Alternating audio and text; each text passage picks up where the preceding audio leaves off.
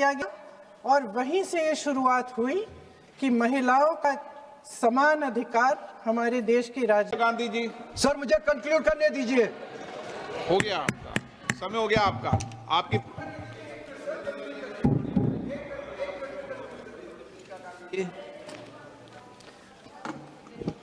आदरणीय अध्यक्ष महोदय जी, आज इस विषय पर आपने मुझे बोलने का मौका दिया, इसके लिए मैं आपकी बहुत बहुत आभारी हूँ। ये वो विषय है जो देश की हर महिला के दिल के का ही विषय है, इसलिए आज इस पे बोलने का मौका मिले, इसके लिए मैं आपकी फिर से आभारी हूँ। इस विषय का एक छोटा सा बैकग्राउंड बताना चाहती हूँ, क्योंकि प्रधानमंत्री महोदय जी ने अपने भाषण में काफ़ी जिक्र किए कि किसने रोका, कैसे रोका, 30 सालों से कैसे ये निर्णय रोका गया। तो इसका बैकग्राउंड ये है, मेरे सत्ता पक्ष के साथियों को शायद ये बात पसंद नहीं आएगी, लेकिन इसका ऐतिहासिक बैकग्राउंड ये है कि इसकी शुरुआत भी नेहरू नाम के एक व्यक्ति ने ही किया। लेकिन घबराइए नहीं, ये वो नेहरू नहीं है जिनसे आप इतना कतराते हैं। ये उनके पिताजी मोतीलाल नेहरू जी ने एक रिपोर्ट तैयार की थी 1928 में, और उस प्रतिवेदन को उन्होंने कांग्रेस पार्टी की कार्य समिति को दिया था। वो एक समिति के अध्यक्ष थे, उसमें उन्होंने 19 मूल अधिकारों की सूची बनाई थी। 1931 में सरदार पटेल जी की अध्यक्षता में कांग्रेस अधिवेशन हुआ था कराची में। उस कराची अधिवेशन में इस प्रस्ताव को पारित किया गया और वहीं से ये शुरुआत हुई कि महिलाओं का समान अधिकार हमारे देश की राजनीति में शामिल हुआ। उसी समय 1 वोट 1 सिटीजन 1 वैल्यू का सिद्धांत भी हमारी राजनीति में स्थापित हुआ। आपको ताज्जुब होगा ये जानकर कि जबकि इस सिद्धांत की वजह से हमारे देश में महिलाओं को वोट देने का अधिकार आज़ादी के पहले दिन से मिला, अमेरिका जैसे देश में ये अधिकार उन्हें इस अधिकार के लिए 150 साल इंतजार करना पड़ा, संघर्ष करना पड़ा। हमारे देश की राजनीतिक व्यवस्था में महिला आरक्षण लागू करना भी दुनिया में एक ऐसा ही अनोखा कदम था। पंचायतों और नगर पालिकाओं में 33% आरक्षण का प्रावधान भी भारतीय राष्ट्रीय कांग्रेस की सरकार ने स्वर्गीय राजीव गांधी जी के नेतृत्व में सदन पटल पर पहली बार पेश किया, मगर उस समय ये प्रावधान पारित नहीं हो पाया। आज आदरणीय प्रधानमंत्री महोदय जी ने भी इसका जिक्र किया, लेकिन हमेशा की तरह उन्होंने आधी बात बोल दी। उन्होंने कहा, सदन को ये बताया कि विरोध करने वाले कौन थे, उन्होंने ये नहीं बताया। उन्होंने कहा कि इसका विरोध हुआ, कौन किसने विरोध किया और नहीं बताया। विरोध तो आप ही ने किया था, भाजपा ने किया। कुछ सालों बाद स्वर्गीय श्री पीवी नरसिम्हा राव जी के नेतृत्व में कांग्रेस सरकार ने इस कानून को सदन में पारित करके लागू किया। आज अपने भाषण में प्रधानमंत्री जी ने जब पंचायत की आंदोलित महिलाओं का जिक्र किया, तो ये समझ लीजिए कि इस कदम के चलते ही आज 40 लाख पंचायत प्रतिनिधियों में से 15 लाख महिलाएं हमारे लोकतंत्र में भागीदार हैं। 2010 में स्वर्गीय प्रधानमंत्री डॉक्टर मनमोहन सिंह जी और यूपीए की अध्यक्ष श्रीमती सोनिया गांधी जी के नेतृत्व में कांग्रेस पार्टी ने लोकसभा और विधानसभा में महिलाओं को आरक्षण देने का फिर से प्रयास किया। राज्यसभा में इसे पारित भी कराया, लेकिन लोकसभा में आम सहमति नहीं बन पाई। 2018 में आदरणीय श्री राहुल गांधी जी ने मोदी जी को एक पत्र लिखा और उस पत्र में उन्होंने कहा कि ये महिला का जो आरक्षण है ये 2019 तक लागू हो जाना चाहिए। मुझे लगता है कि यहाँ आकर प्रधानमंत्री जी राहुल जी का मजाक तो बना लेते हैं, लेकिन घर जाके उनकी बातों पर गौर करते हैं, क्योंकि हम आज उसी बात पर चर्चा कर रहे हैं। वैसे आज प्रधानमंत्री जी की बातों से ये लगा कि भाजपा ही महिला आरक्षण के चैंपियन, प्रस्तावक और सबसे बड़े समर्थक रहे हैं। इनके पूरे भाषण में यही बात थी, जबकि ये कह रहे थे कि इन्हें इसका श्रेय नहीं चाहिए। कोई भी महिला आपको बता देगी कि बार बार बहकाने वाले पुरुषों को महिलाएं झट से पहचान लेती हैं। थोड़ी सावधानी बरत लीजिए, पकड़े जाएंगे। आखिर जब 2023 में राहुल जी के पत्र को पढ़ने के कुछ सालों बाद, हाँ, उसके बाद पढ़ लिया। आखिर जब 2023 में आदरणीय प्रधानमंत्री नरेंद्र मोदी जी की सरकार ने यह अधिनियम सर्वसहमति से पारित किया, तब भारतीय राष्ट्रीय कांग्रेस ने अपनी विचारधारा के अनुकूल इसका पूरा समर्थन किया।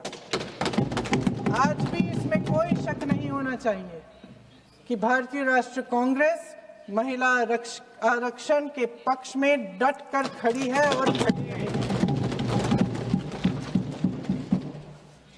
लेकिन अध्यक्ष महोदय, सच्चाई ये है कि आज की चर्चा दरअसल महिला आरक्षण पर है ही नहीं। जो विधेयक के सरकार ने पेश किया है, उसका प्रारूप हमने पढ़ा, उससे पूरी चर्चा ही बदल गई है। उनकी सरकार के इस विधेयक का सार सुनिए। सबसे पहले इसमें लिखा है कि संसद में महिला आरक्षण 2029 तक लागू होना चाहिए। अब सहमत है। फिर कहा गया है कि इसे लागू करने के लिए लोकसभा सदस्यों की संख्या 50% बढ़ानी पड़ेगी।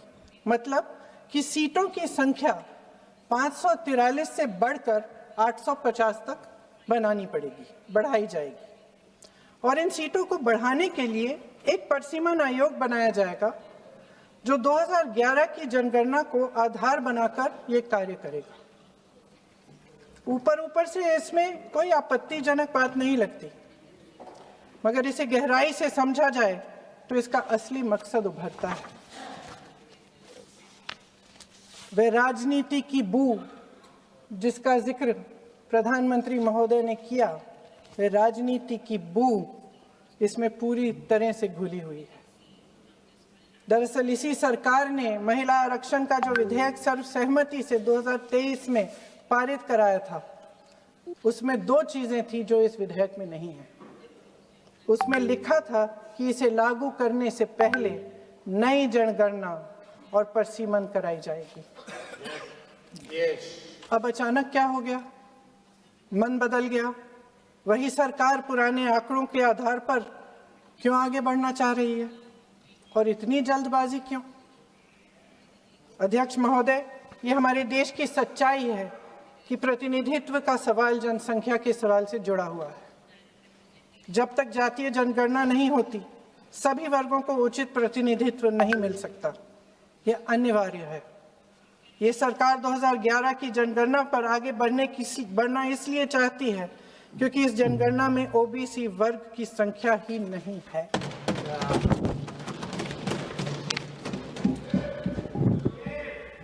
आज प्रधानमंत्री महोदय ने बड़े हल्के में बोल दिया कि इस वर्ग और उस वर्ग के बारे में हम बाद में देख लेंगे। कौन सा इस वर्ग, कौन सा उस वर्ग? ओबीसी वर्ग की बात कर रहे थे कि हम बाद में ही देख लेंगे इसके बारे में। ये हल्के में नहीं लेना चाहिए अध्यक्ष महोदय। एक बहुत बड़ी संख्या है, एक पूरे वर्ग का परिश्रम है, एक पूरे वर्ग का संघर्ष है।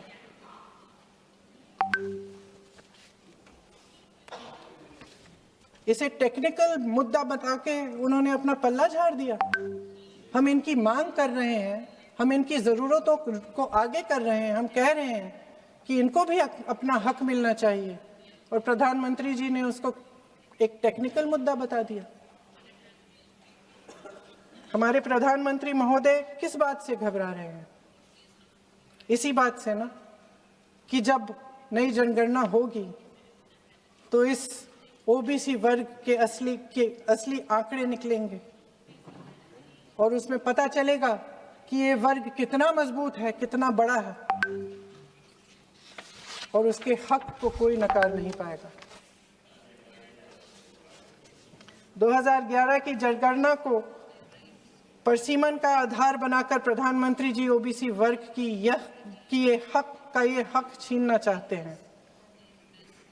उनके साथ एक बहुत बड़ा अन्याय करने जा रहे हैं। अध्यक्ष महोदय, कांग्रेस पार्टी कभी नहीं होने देगी। हमारा संविधान सबका है, ये देश एक एक देशवासी का है।